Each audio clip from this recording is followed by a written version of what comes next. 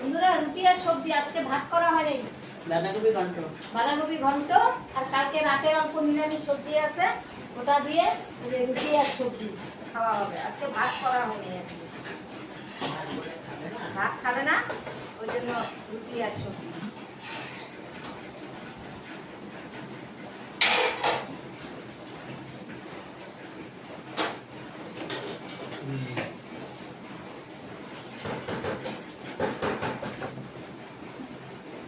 আমার ধরে রাত নেই, এমনি যাও লাঠি না কাম করলেন বসা লাগে না।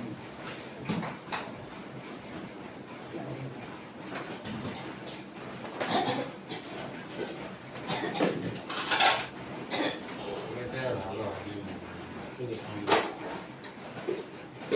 এই তাহলে কাল